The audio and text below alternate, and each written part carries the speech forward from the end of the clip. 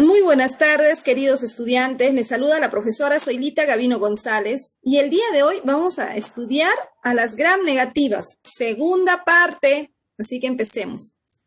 Vamos a empezar con una bacteria súper conocida. Todo el mundo la conoce, se ha hecho muy famosa, aunque se tardó mucho tiempo en descubrir a esta bacteria.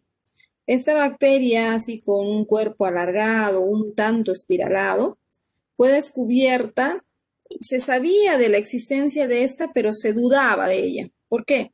Porque es una bacteria que vive en el estómago. Y como tú sabes, el estómago es un medio muy ácido. Al ser un medio tan ácido, la mayor parte de los científicos decían, no puede ser, es imposible que viva una bacteria en el estómago. Pero habían evidencias de la existencia de esta bacteria. Diferentes años, diferentes investigadores y habían encontrado algunas evidencias de que habían bacterias cuando habían examinado la mucosa gástrica, pero siempre había un rechazo, ¿no? Decían de repente había una contaminación de la muestra y no pueden ser de la mucosa gástrica porque es un medio muy ácido. Hasta que finalmente el doctor Robin Warren y Barry Marshall, ellos investigan muy minuciosamente la mucosa gástrica y encuentran y confirman la existencia de esta bacteria y gracias a ello se ganan el premio Nobel por su descubrimiento. Estamos hablando de la superfamosa Helicobacter pylori. Ya sabes que esta es la bacteria responsable de la gastritis. Así que vamos a ver qué características tiene. Claro, es la gastritis. ¿Y quién no habrá tenido alguna vez una gastritis? Bueno, pues resulta que esta como H. pylori es una bacteria gram negativa. Entonces, ¿qué significa que sea gram negativa? ¿Te acuerdas? ¿Acordamos? ¿Qué significa ser gram negativa? Que se tiñe de color rosa, ¿no? Rojo o rosado. Ya, muy bien, muy bien. Además, esta bacteria tiene una forma espiralada. No es tan espiralada, no es, pero sí es un tanto espiralada. Y mira, ¿qué más tiene la bacteria? Tiene la característica de ser microaerofílica. Significa que requiere niveles de oxígeno muy inferiores. O sea, es aeróbica, pero al ser aeróbica es un tipo de bacteria que no necesita mucho oxígeno. Con poco oxígeno vive. ¿Ya? Puede presentar flagelos que los utiliza para su movimiento y esos flagelos pueden ser de 4 a 8 flagelos. Produce una sustancia muy importante de las muchas sustancias que produce, es la ureasa. La ureasa se produce, esta sustancia ureasa procesa la urea y forma el amoníaco y el CO2. De esta manera, al formar el amoníaco y el CO2, va a regular el pH del estómago, porque tú sabes que el estómago es ácido, es muy ácido. Pero como esta bacteria tiene la enzima ureasa, con esta enzima ureasa recoge la urea, que es un desecho de nuestro metabolismo, y esta urea es procesada y obtiene amoníaco, que es una sustancia alcalina y el CO2 con el cual va a formar ácido carbónico, de tal manera que va a cambiar el pH de nuestro estómago a su manera de vida, a su hábitat, a sus condiciones especiales de vida. El amoníaco lo que hace es que neutraliza parcialmente la acidez, la acidez gástrica, pero también el amoníaco induce la muerte de las células del epitelio gástrico. Así que de todas maneras nos causa daño. Puede cambiar el pH de nuestro estómago. Mira, nuestro estómago puede tener un pH de 1,5 y lo puede cambiar a un pH de 6, que es el entorno óptimo de la bacteria. Ahí vive feliz.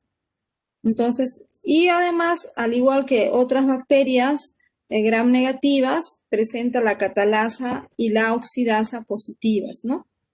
Entonces, para la prueba de catalasa y oxidasa positiva, no fermenta los azúcares, es otra característica. Y vamos a ver cuáles son los factores de riesgo para contraer esta Helicobacter pylori.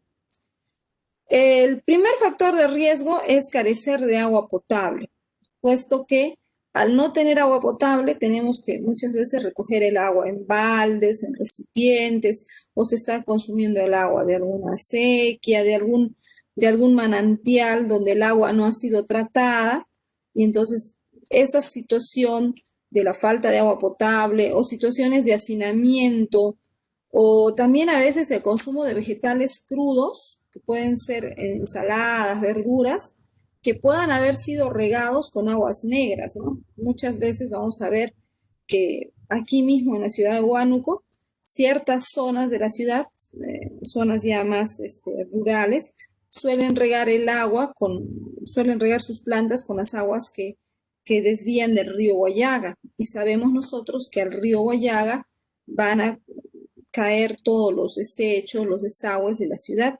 Entonces, imagínate una de esas verduras que están siendo regadas así y no las has lavado, no las has procesado adecuadamente y lo consumes, el riesgo alto de contraer el Helicobacter pylori. Asimismo, la vivienda sin servicios básicos también tiene ese riesgo, ¿no? Ahora, ¿cuál es el modo de contagio? El contagio de esta bacteria, el H. pylori, la transmisión se da de persona a persona a través de dos vías. Puede ser la vía oral-oral. Una mamá de repente está comiendo algo y algo que ha mordido, la misma cuchara que está usando, lo está usando para sus niños pequeños. Entonces le puede estar contagiando la enfermedad bacteriana. O también puede ser por vía fecal-oral. Esta vía fecal-oral puede ser exactamente lo que estás pensando, comer heces. Es comer heces, es lo que estás viendo.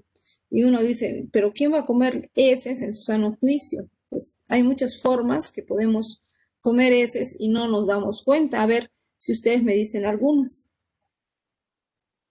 Bueno, vamos a ver cómo es el modo de acción del H. pylori, una bacteria tan importante que tenemos que conocerla. Mira, esta bacteria produce la enzima ureasa.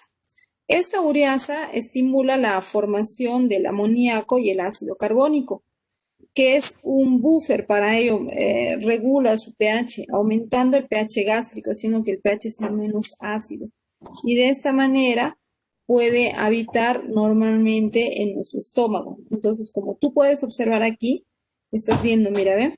Lo que hace esta bacteria, usa su ureasa. ¿Qué hace con ureasa? La urea más el agua lo reacciona, forma amoníaco y forma CO2 que en presencia del agua se va a convertir en ácido carbónico. Entonces está regulando el pH, está haciendo un buffer, un amortiguador para que pueda vivir tranquilamente. Y luego lo que va a hacer esta bacteria se va a ubicar en la mucosa gástrica. Aquí tenemos, mira, el estómago y aquí está el duodeno, ¿no? Se sabe que existen varios tipos de bacterias Helicobacter, pero en el estómago la que vive es la Helicobacter pylori. ¿Ya? También existen bacterias Helicobacter en el duodeno, pero estas son de las variedades Westmindi, Sinaedi y Feneliae. Estas son más frecuentes del duodeno, mientras que la pylori es frecuente del estómago. Ahora, ¿cuál es el problema de esta bacteria? Esta bacteria tiene como principal problema que nos puede ocasionar la gastritis. Y esta gastritis, de no ser tratada oportunamente, es decir, de no ser eliminada la bacteria en forma oportuna, puede llegar a desarrollar las úlceras pépticas, o sea, úlceras estomacales. Ahora, vamos a ver el riesgo y el tratamiento de la bacteria. Primero, ¿cuál es el riesgo? El riesgo de desarrollar una úlcera péptica consiste en que esta úlcera o herida en la mucosa gástrica va a dañar el estómago y puede generar el cáncer al estómago. En este cáncer al estómago se puede dar de dos formas, ¿no? Puede ser el adenocarcinoma o más frecuente el linfoma B tipo MALT. Este tipo MALT va a manifestarse como si fueran imagínate unos granos enormes en el estómago, ¿ya? en la mucosa estomacal. Ahora, ¿tiene tratamiento? Sí hay tratamiento. Felizmente es una bacteria que ya se conoce bastante y ya existe un tratamiento conocido, ¿no? El tratamiento conocido para combatir el H. pylori consiste en 3 fármacos que deben ser simultáneos. Se necesita el omeprazol o lansoprazol para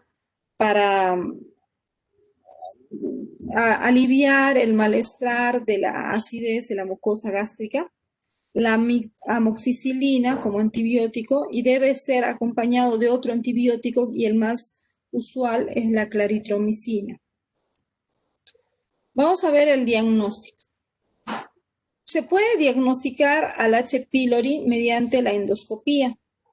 Ustedes habrán escuchado hablar de la endoscopía. Consiste en que es un aparatito, el endoscopio, que introducen hasta el estómago con una camarita y va a buscar si hay presencia de úlceras, cáncer, ¿no? Y de ver algo extraño, pues va a coger una pequeña muestra y esto se va a usar para hacer una biopsia.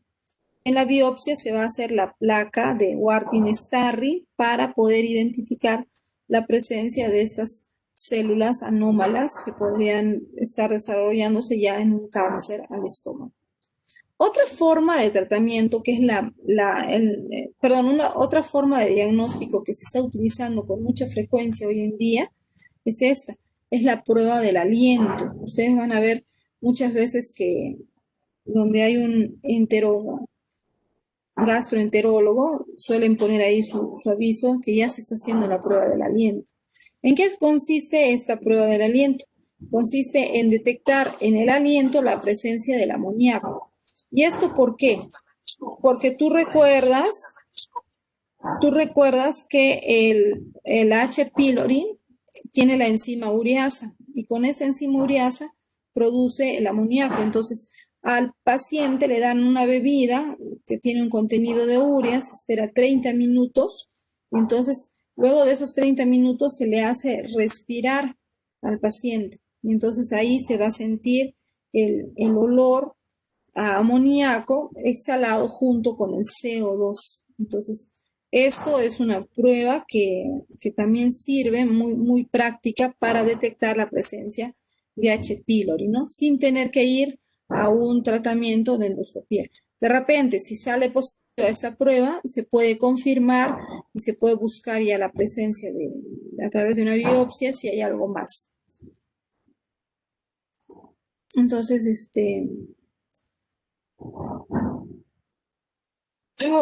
dime, Miguel. Se llama radiografía del aparato digestivo superior y también lo llaman lo que es ingestión de bario o series gastrointestinales superiores. Este va a constar de radiografías que crea imágenes del esófago, estómago e intestino delgado y es ahí donde se busca anomalías a través de la radiografía. Para que la úlcera sea más visible, se recomienda tragar un líquido metálico blanco, que ese líquido va a contener bario.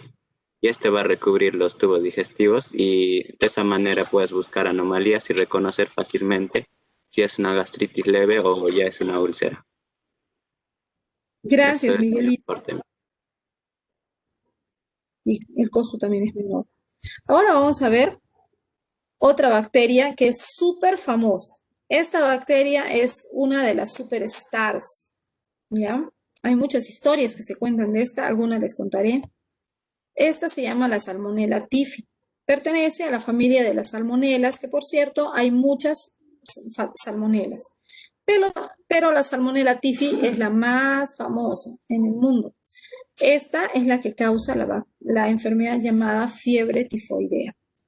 Esta bacteria es una enterobacteria, significa que ataca al sistema digestivo, al aparato digestivo. Es gram negativa, por lo tanto se tiñe de rosa con la tinción de gram, es aeróbica, necesita del oxígeno para vivir. Sin embargo, es anaeróbica facultativa, es decir, si es que las condiciones se dan y no hay presencia de oxígeno, sin oxígeno también puede sobrevivir. Claro que si le preguntas a la bacteria, ella te va a decir que prefiere vivir con aire, con oxígeno. Tiene catalasa positiva y oxidasa negativa. En eso se diferencia de la gran mayoría de las bacterias gram negativas. Es flagelada, puede presentar varios flagelos, como puedes observar. No encapsulada, no forma cápsulas ni esporas tampoco. Y una característica que tiene la Salmonella typhi es que su único hospedador es el ser humano. Hasta el momento no se ha encontrado que esta bacteria viva en otros organismos. Claro que existen otros grupos de salmonelas, otros géneros de la salmonela que pueden existir en organismos como los huevos de la gallina, por ejemplo, ¿no? Pero la Salmonella typhi, específicamente esta, solamente en ser humano. ¿Ya? Afecta la vía gastrointestinal y su forma de ataque es a través de la producción de toxinas. Entre las toxinas que va a utilizar está el antígeno somático O, el lipopolisacárido, que siempre vamos a encontrar con mucha frecuencia en las bacterias gram negativas, el antígeno de superficie 6 y el antígeno flagelar H. Son algunas de las toxinas que va a presentar la Salmonella typhi. El modo de contagio es una forma muy conocida, principalmente a través del agua que está contaminada con la bacteria, ¿no? El agua o también pueden ser los alimentos contaminados. Es muy conocida la historia de María Tifoidea, una mujer que era cocinera y que tenía la bacteria, la Salmonella typhi, pero ella era una portadora asintomática, es decir, que que tenía la bacteria, pero en ella ya no hacía síntomas. Sin embargo, tenía malos hábitos de higiene. Probablemente iba al baño, hacía uso de los servicios higiénicos y no se lavaba las manos. Y con esas manos sucias, llenas de bacterias, tocaba y preparaba los alimentos, con lo cual las personas que consumían estos alimentos se daban el contagio por vía fecal oral, ¿ya? Y esto ocasiona un malestar a nivel de la vía gastrointestinal, que vamos a ver ahora, ¿no? Entonces, básicamente, el modo de contagio por consumir agua o alimentos que estén contaminados, como hemos visto, puede ser que el agua no sea un agua que está bien tratada, no está potabilizada el agua, puede ser la persona que manipula los alimentos no tiene un hábito de higiene, o también puede ser que los alimentos han sido contaminados por insectos que viven en la sociedad, como pueden ser las moscas o las cucarachas.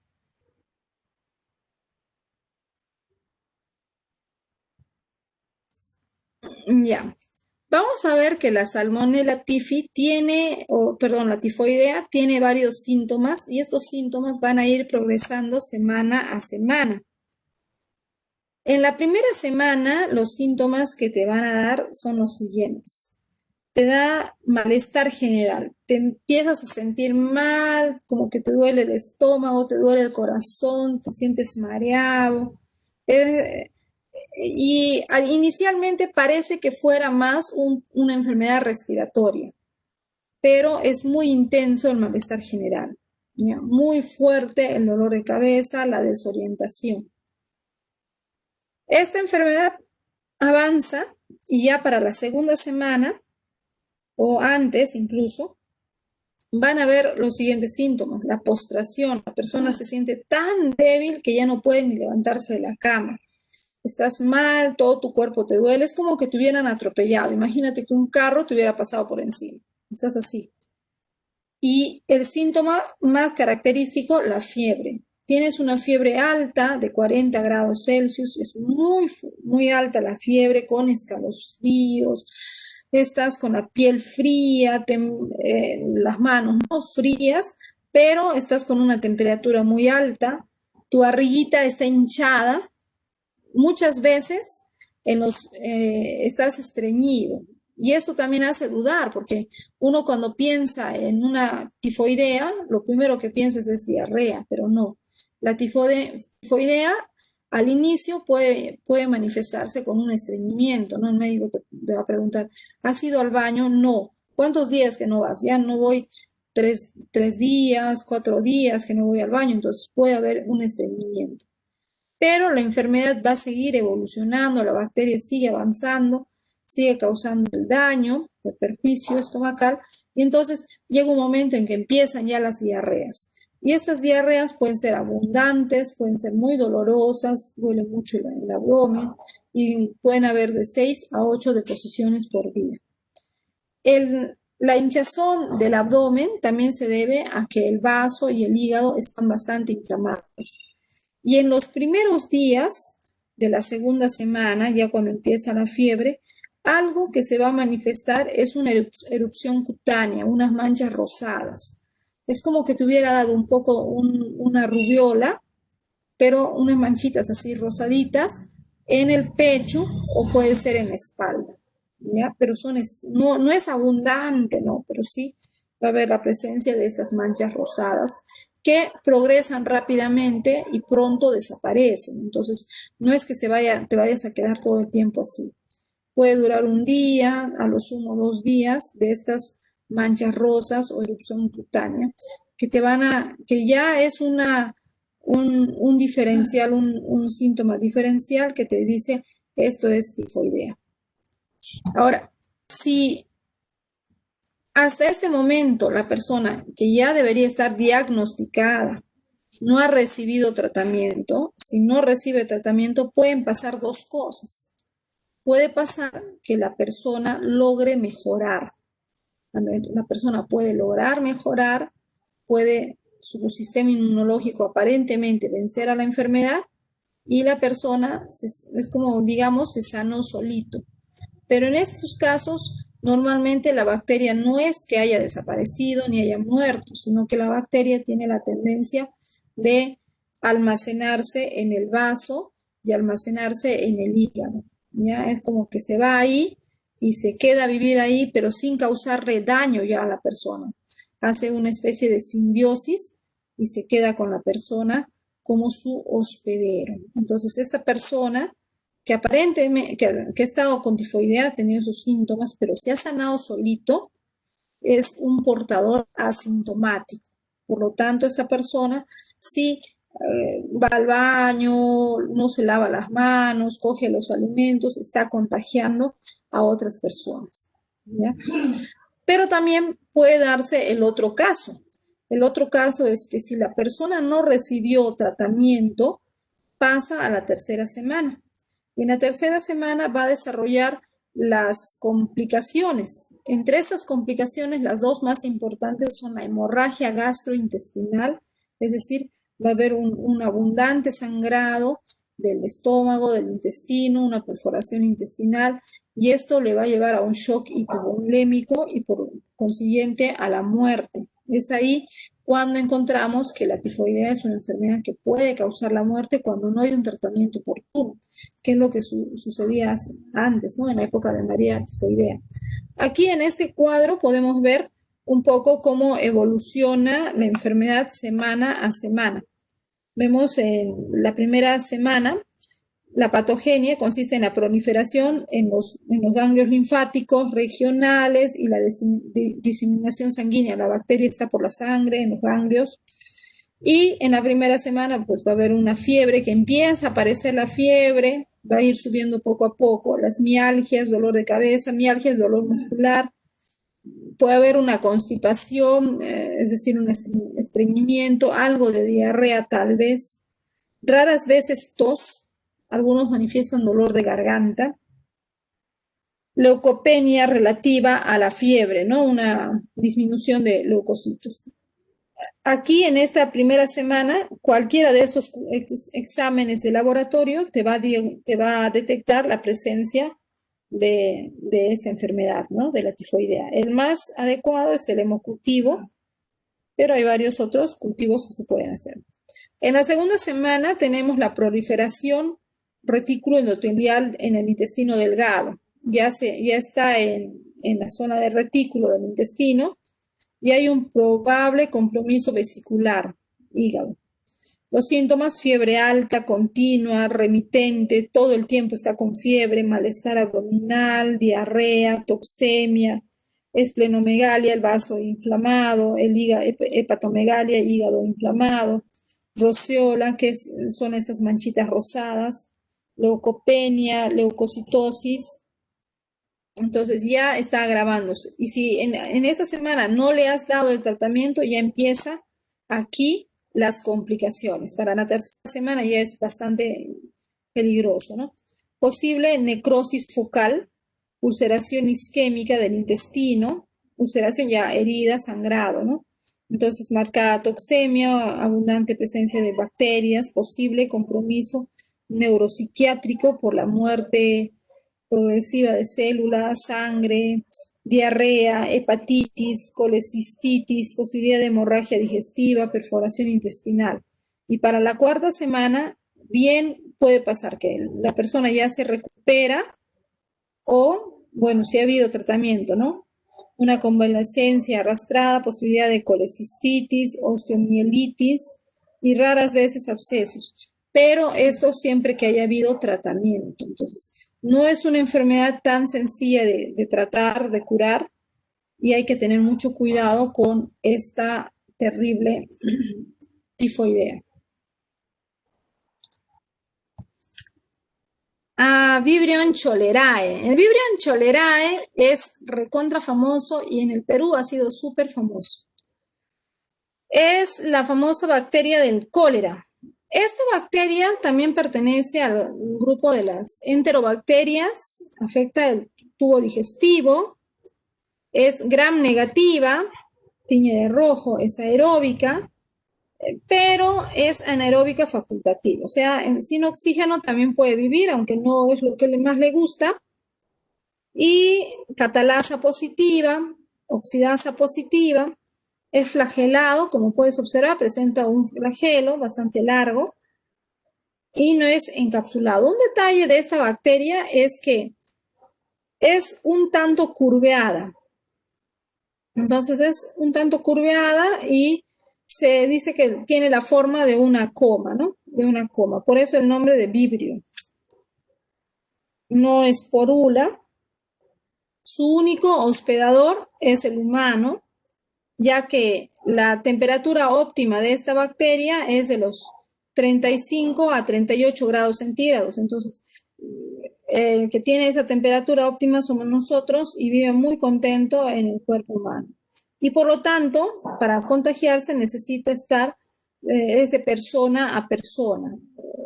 Principalmente puede ser por la vía, va a afectar a la vía gastrointestinal, ¿no? Y el contagio va a darse por contacto de vía fecal oral. Esta bacteria va a afectar a la vía gastrointestinal a través de ciertas toxinas, entre ellas la más importante es la enterotoxina, también está el lipopolisacárido, el antígeno H, las adecinas, las hemolicinas, el antígeno O. Pero recuerda, es muy importante en su acción bacteriológica la enterotoxina. Y lo que hace, el efecto sobre todo negativo que tiene, es que va a liberar el cloro a la luz intestinal. Veamos cómo sucede esto. Aquí vamos a observar, esto es el intestino. Entonces, en este que es el intestino delgado, puedes ver, ahí aparecen las bacterias Vibrio cholerae. Estas bacterias no atacan a las células del epitelio intestinal, no entran a estas células, se quedan en la mucosa intestinal. Pero estando en la mucosa intestinal van a liberar sus toxinas, entre ellas la más importante, la enterotoxina.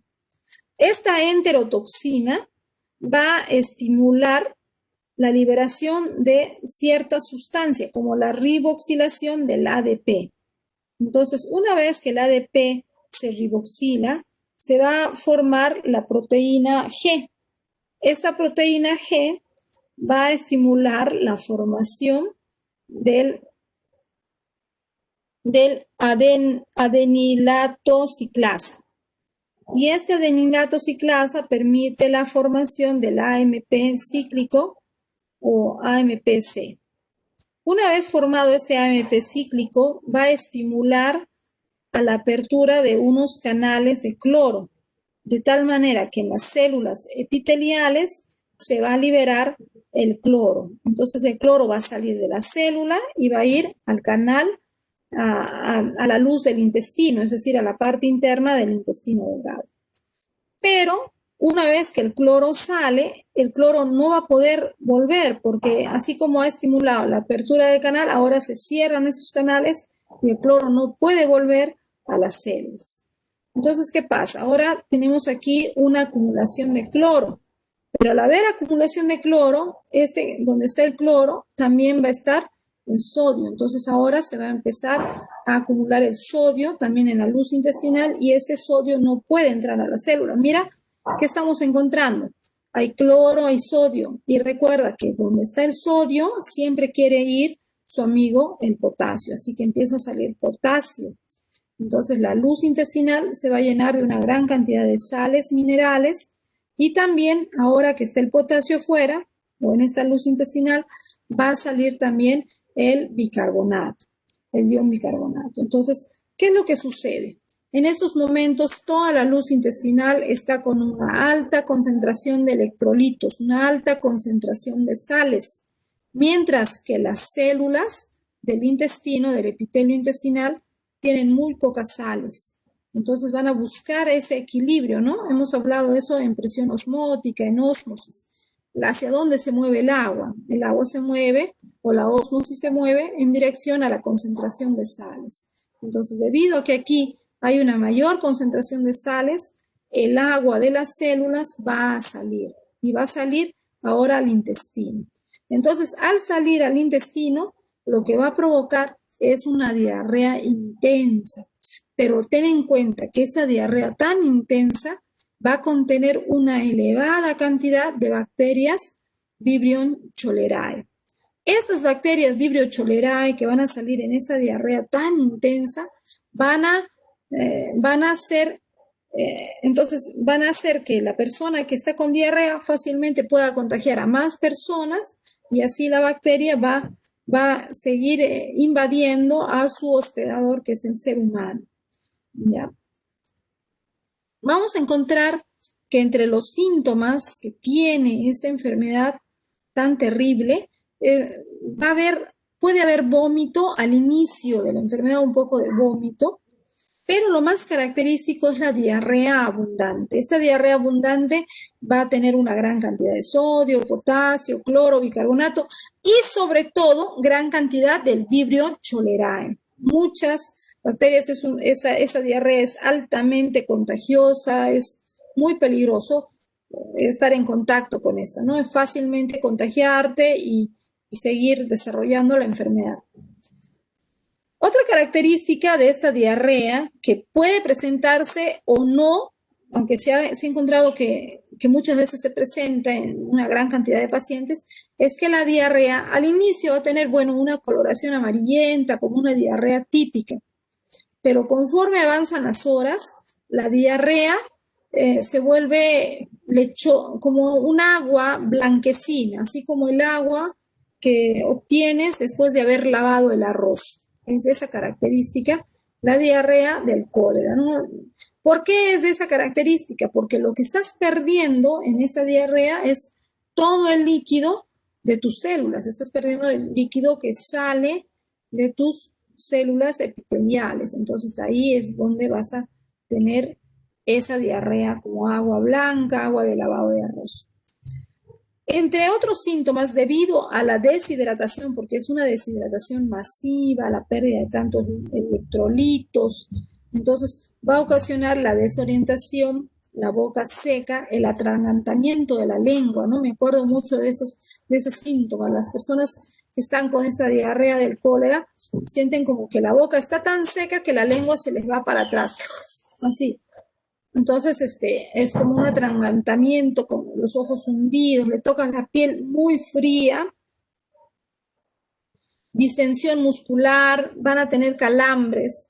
Un detalle es de esta diarrea que manifiestan los pacientes es que no hay dolor. Normalmente no hay mucho dolor. Normalmente cuando uno está con diarrea hay mucho dolor de estómago, ¿no? Pero en esta diarrea no. Normalmente no duele el estómago hasta que ya ha avanzado la enfermedad.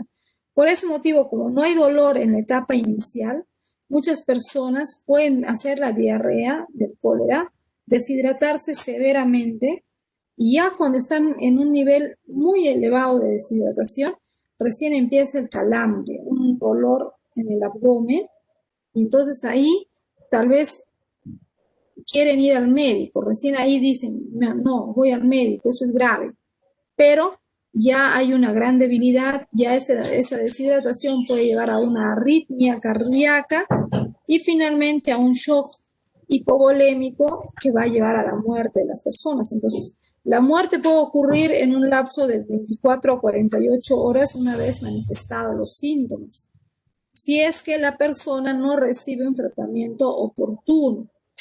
¿Cuál es el tratamiento oportuno? Obviamente, si está deshidratándose, pues lo primero que hay que hacer es rehidratar al paciente.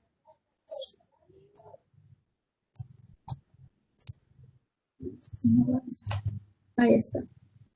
Y esto lo sabemos nosotros porque particularmente en Perú hemos sufrido la epidemia del cólera, ¿no? Hemos sufrido la epidemia del cólera, hemos tenido una gran cantidad de muertos a causa del cólera y la forma de contagio que tiene esta enfermedad es a través de la vía fecal oral, es decir, a través de alimentos o agua que hayan sido contaminadas con heces de personas que tengan el cólera. Es de esa manera. Principalmente en la década del 90, 1990, 1991, cuando sufrimos la epidemia del cólera en el Perú, las medidas que se tomaron para prevenir y evitar que siga incrementándose el contagio de cólera eran estas. Eso era lo que podíamos encontrar en casi todos los diarios y avisos y notas de prensa que se publicaban, ¿no? Consumir el agua hervida, lavarse las manos antes de comer, después de ir al baño. Era un tema que no había mucha costumbre de lavado de manos, ya que en Perú no contaba, la gran mayoría de las ciudades no contaban con agua potable, ¿no? Otro era cocinar perfectamente los alimentos, cocinar bien los alimentos. Y es que hubo un factor que incrementó el tema del contagio del cólera, que era una de las comidas típicas de Perú, que es el ceviche, ¿no? Que se prepara con el pescado, que no pasa por el calor de la cocina, sino solamente se prepara con el jugo de limón. Y en ese pescado se había contaminado con heces de cólera, ¿no? Entonces el pescado tiene que estar bien cocinado para que no haya el contagio, y tener toda una serie de medidas para tener la prevención. En el caso de tener la enfermedad, pues rehidratar inmediatamente al paciente y llevarlo a un centro de salud para que reciba tratamiento antibiótico. Entonces, eso es nuestra experiencia con el cólera. Ahora vamos a seguir con otra bacteria que es súper interesante. Esta bacteria pertenece al grupo de las espiroquetas. Esta se llama Treponema pallidum. El Treponema pallidum es el causante, el responsable de una enfermedad de transmisión sexual conocida como sífilis, una de las enfermedades más antiguas de la humanidad.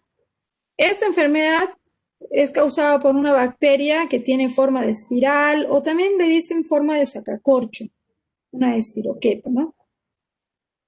Es gram negativa, ya que se tiñe de rosado. Se tiñe de rosado con la tinción de gram. Sin embargo, esta bacteria es extremadamente delgadísima. Entonces, como es tan delgada, a veces es un poco complicado hacer la tinción de gram y se usan otras técnicas también para poder identificarlas, ¿no? La microscopía de campo oscuro es una de las técnicas que más se utiliza para poder visualizar al Treponema pallidum. Es anaeróbica, no necesita oxígeno, tiene catalasa positiva, oxidasa positiva, lo mismo que la mayor parte de las bacterias gram negativas. Movilidad por endoflagelos. ¿Qué significa? Tú aquí estás viendo a la bacteria, pero esta bacteria tú no le ves flagelo, ¿cierto? Tú no le estás observando ningún flagelo. pero te cuento que esa bacteria sí tiene flagelo. ¿Dónde está el flagelo? El flagelo está dentro de su estructura espiralada. Aquí adentro está el flagelo. Entonces, como el flagelo está dentro, este flagelo le va a permitir un movimiento. Por eso el movimiento que tiene esta espiral es un movimiento parecido al movimiento flagelar. Esa es la característica de esta bacteria que utiliza para movilizarse. Su temperatura óptima es de 35 a 40 grados, por lo tanto el cuerpo humano es un hábitat favorable para estas bacterias. ¿Cómo entra a nuestro cuerpo? Entra a través de las lesiones de la piel o de las mucosas. Y estas lesiones fácilmente pueden darse pues durante el contacto sexual, ¿no? Tanto por la mucosa vaginal, la mucosa oral también. Una persona, una madre, una mujer que tenga esta bacteria, esta infección bacteriana, puede contagiar a su bebé. Por lo tanto, va a provocar una enfermedad congénita. Y esta bacteria va a afectar luego a varios órganos. Entre los órganos afectados están los genitales, la piel, el corazón, el cerebro, la médula espinal, los ojos, la nariz, la boca. Y para causar tanto daño, pues va a tener varios factores de virulencia que están aquí mencionados, ¿no? Los endoflagelos, las adhesinas que utiliza para adherirse a las células, a las mucosas, las metaloproteinasas, hialuronidasa, la proteína 47, hidroxiperoxidasa, la beta-lactamasa, que es una de las más fuertes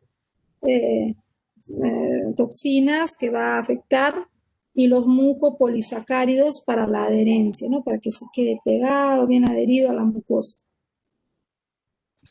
Esta bacteria va a causar varias formas de sífilis. Así, por ejemplo, vamos a tener la sífilis primaria, que se caracteriza por la presentación de un chancro, que viene a ser esta llaga o esta lesión que es indolora. La sífilis secundaria con erupción cutánea, que puede ser en forma de vesículas o en forma escamosa. Y la sífilis terciaria, donde va a afectar ya varios órganos como el cerebro, el corazón, o también puede darse la aparición de estas gomas o llamada sífilis gomosa. Vamos a ver los detalles de cada una de estas formas de sífilis que se presentan, ya primaria, secundaria y terciaria. Aquí está. Empezamos con la sífilis primaria.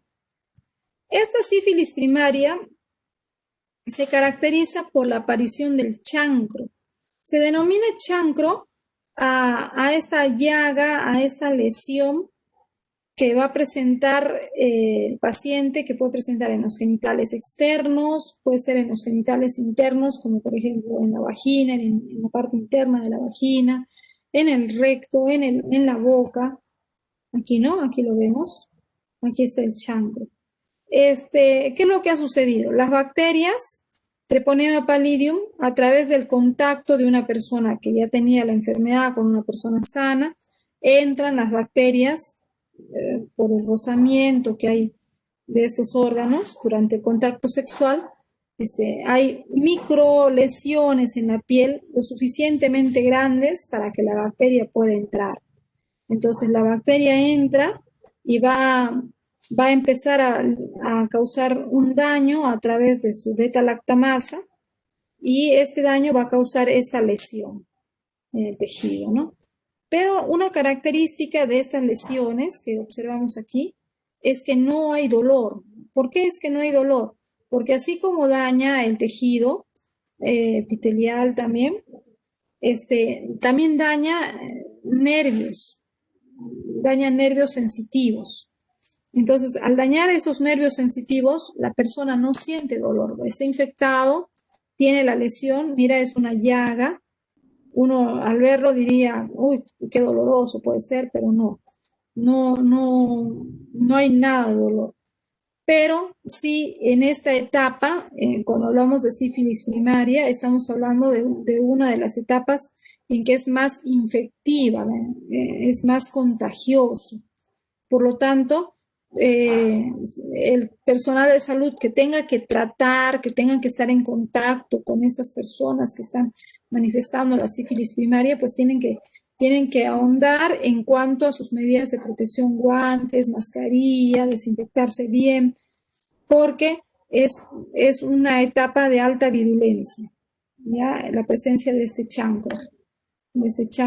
Ahora, también puede presentar, cuando una persona está con la sífilis primaria, puede presentar las adenopatías cervicales e inguinales, es decir, la inflamación de los ganglios linfáticos. Por ejemplo, puedes observar en este paciente, mira aquí en el cuello, parte superior, cerca a las orejas. Aquí en este lado puedes ver como un abultamiento, aquí también. Estos son los ganglios inflamados, ¿no? Que no van a durar mucho tiempo, pero sí es un indicador de que se está tratando en estos momentos de sífilis primaria, ¿ya? Entra en periodo de latencia después de 3 o 6 semanas, es decir, una persona que ya tiene chancro, está con el chancro, está con estas lesiones, ha hecho estas adenopatías y no recibe ningún tratamiento, nada.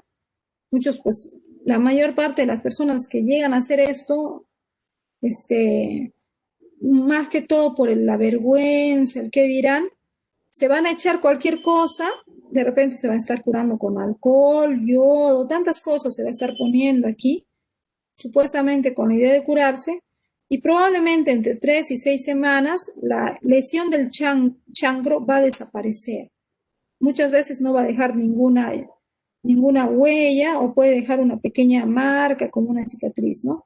Podría ser, pero desaparece. Entonces, la gran mayoría de personas que hacen esto van a creer falsamente, erróneamente, que se han curado, que tal cosa que se han puesto se ha curado, y no es así. Lo que sucede es que esas bacterias entran a un periodo de latencia, entran a un periodo, como quien dice, de se duermen, ¿ya? Se duermen y pueden volver a aparecer luego de un año aproximadamente, y se va a presentar luego de un año la sífilis secundaria. ¿Qué es lo que sucede? Ahora las bacterias Treponema pallidum ya no solo están en la piel, ya no solo están en la mucosa, sino que ya han llegado al torrente sanguíneo.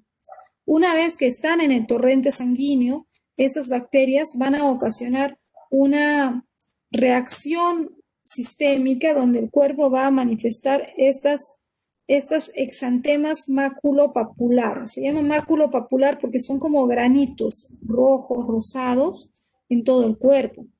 También pueden presentar lesiones papuloescamosas, o sea, puede ser así como granitos, como que te hubiera dado, no sé, imagínate un acné en toda tu espalda, en todo tu pecho, ¿ya? O también puede ser que se presenta en forma de escamas, te sale como si fuera un acné y rápido evoluciona, se seca y se ve como escamas, que tienen un color rosado, un tanto brillante.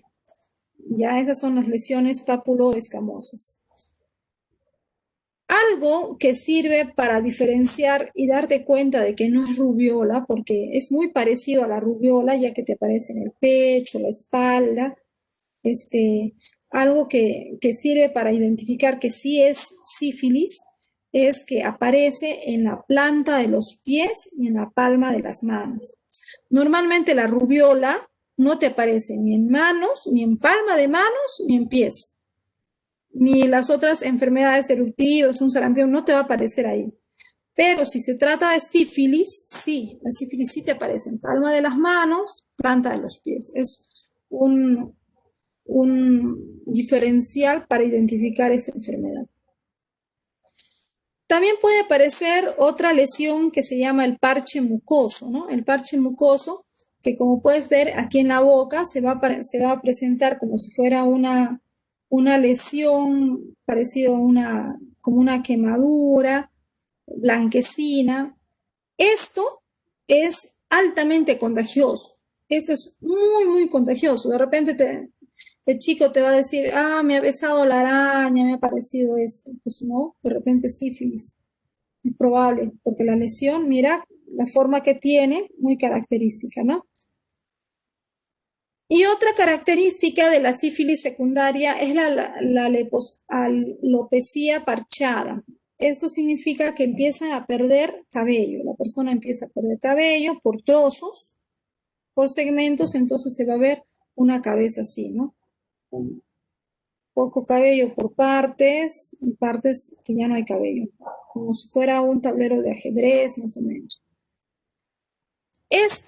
Estas manifestaciones clínicas de la sífilis secundaria van a durar algunas semanas, pueden ser hasta 2 semanas, 3 semanas a lo sumo, y luego desaparece. Entonces, una persona que no recibe tratamiento, aunque no reciba tratamiento, desaparece.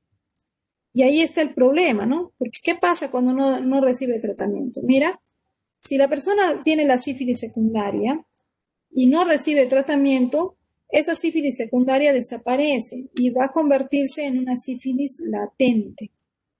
En la sífilis latente se llama así porque en las pruebas de laboratorio, si le hacen un examen de sangre, va a salir positivo, pero no va a tener ningún síntoma, ya no va a estar la máculo en todo su cuerpo, el parche en el labio no va a estar.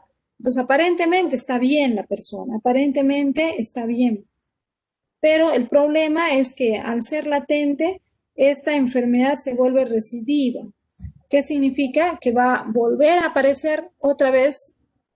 Desaparecieron los síntomas y luego de un tiempo reaparecen los síntomas de sífilis secundaria. Otra vez desaparece, otra vez pasa a ser sífilis latente y otra vez puede volver a aparecer los síntomas de sífilis secundaria. Así se la va a pasar durante un largo periodo de tiempo, ¿no? 1 año, 2 años.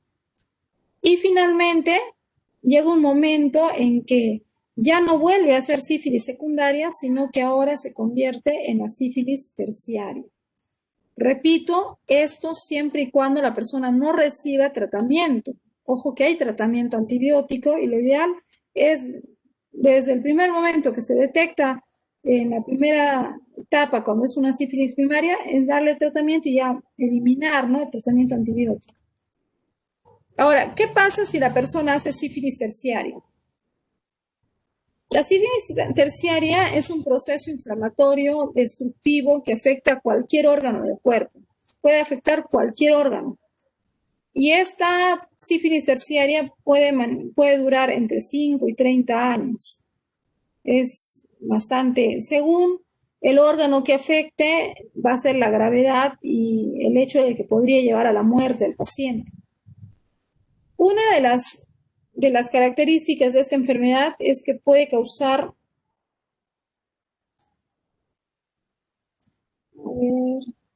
acá está, puede causar primero la neurosífilis. La neurosífilis es cuando las bacterias, estas espiroquetas, llegan al cerebro y en el cerebro pueden causar diferentes tipos de lesión. Por ejemplo, podría causar una parálisis, una hemiplegia.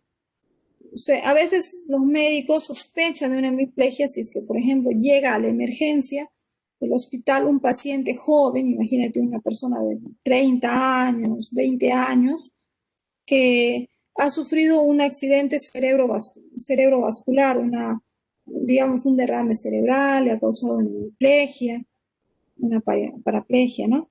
Entonces, en esos casos, por la temprana edad del paciente, te lleva a sospechar de que se trate de una neurosífilis y se puede confirmar con el examen de laboratorio. También podrían confirmar la presencia de la neurosífilis con una prueba muy sencilla que se llama pupila de Argyll-Robertson. Vamos a ver en qué consiste la pupila de Argyll-Robertson. Aquí en el video, observa. Mira, le vamos a apuntar con una linternita a la pupila. Observa muy atentamente la pupila. Mira, con la luz, la pupila debería dilatarse, debería hacerse grande. Pero mira, le pone la luz, se sigue viendo pequeñita la pupila, no se dilata. Ya no hay reacción de la pupila ante la luz. Sin embargo, mira, le va a acercar ahora el dedo y sí reaccionan las pupilas al movimiento, o sea, sí están activas, solamente que no reacciona a la luz. Entonces, cuando se hace esta prueba, se identifica la presencia de una sífilis terciaria, ¿no? De una neurosífilis, que está, dependiendo de la gravedad, podría llevar a la muerte al paciente muy rápidamente. También está la sífilis aórtica, puede afectar al funcionamiento de la aorta y eso también lleva rápidamente a la muerte al paciente. Luego está otra manifestación que es un poco menos grave que estas dos, que son muy graves, la neurosífilis y la sífilis aórtica. Está la sífilis gomosa. En esta sífilis gomosa vamos a encontrar necrosamiento de las células, de los tejidos, que puede dar a cualquier órgano. Aquí estamos viendo en la piel las gomas, pero algo interesante de esto, si una persona tiene esta sífilis gomosa, si recibe tratamiento antibiótico, estas gomas desaparecen. Eso es lo anecdótico. ¿Por qué? Porque ahí están presentes las bacterias. Entonces, acá la solución siempre va a estar en recibir el tratamiento antibiótico, ¿no? Claro que también se sabe que con el paso de los años estas bacterias han hecho resistencia y muchas veces estas bacterias, no todos los pacientes llegan a curarse recibiendo el tratamiento antibiótico convencional, a veces necesitan un tratamiento antibiótico ya más complejo para poder vencer a los treponema pallidum. Vamos a ver que hay otra manifestación de este treponema que es la sífilis congénita. Eso sucede cuando una gestante tiene sífilis. Entonces, si la gestante tiene sífilis, la bacteria puede atravesar la placenta durante cualquier momento del embarazo. Y entonces, si atraviesa la placenta, estas bacterias pueden afectar al bebé a partir del 4.º mes de gestación, al feto, ¿no? Sin embargo, hay algo bueno, que lo bueno es que si la mujer recibe un tratamiento antes de las 16 semanas, puede prevenir el daño fetal, ya que el daño fetal es muy grave, ¿no? Vamos a ver cuáles son algunas de las manifestaciones clínicas. Por ejemplo, que no haya recibido ese tratamiento oportunamente la madre, el bebé va a nacer con esto, con la descamación cutánea. Peor aún si es que la mujer teniendo sífilis ha dado un parto natural, entonces el bebé sale por este canal vaginal que está contaminado de las bacterias, puede hacer toda una contaminación de toda su piel por las bacterias de sífilis y estas van a afectar de tal manera que puede haber ataque de otras bacterias oportunistas y puede llevar a la muerte al bebé. También puede nacer el bebé muerto o puede darse un aborto espontáneo cuando la madre tiene sífilis. Pero en el caso de nacer el bebé, puede nacer con descamación cutánea, como vemos aquí. Otro de los síntomas bien conocido son los dientes de Hutchinson. Nota cómo es el diente, ¿no? El dientecito de este niño. Ahí lo ves, mira, es como un diente en forma de U, cada uno de sus dientecitos o dientes aserrados. Es una característica. También tenemos los tobillos, las tibias en sable. Ahí está.